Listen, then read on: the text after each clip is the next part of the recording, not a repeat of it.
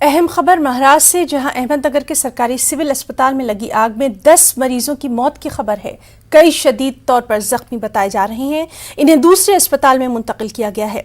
ये आग Covid ward के आईसीयू में लगी। इस यूनिट में 17 मरीज जेर इलाज थे।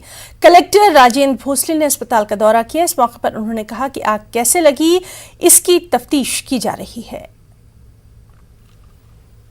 नगर के सरकारी अस्पताल के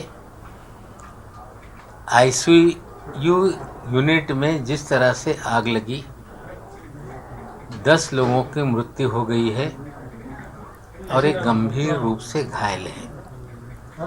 नया आईसीयू बनाया गया था जिसमें कोरोना के रुग्ण थे। निश्चित रूप से ये घटना बहुत ही गंभीर है।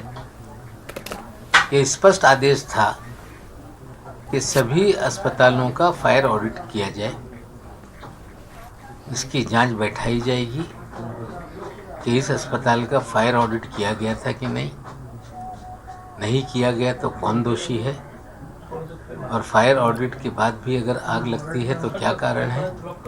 निश्चित रूप से जांच होगी और जांच में जो दोषी होगा उन पर कार्रवाई की जाएगी। जिन लोगों की मौतें हुई है, सरकार की तरफ से मुख्यमंत्री जी उनकी जो मदद की है वो घोषणा करेंगे।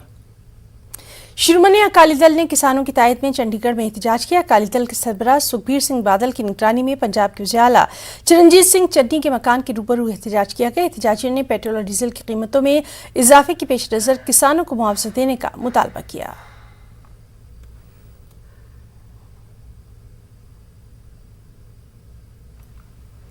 मुंबई ड्रग्स मामले में एक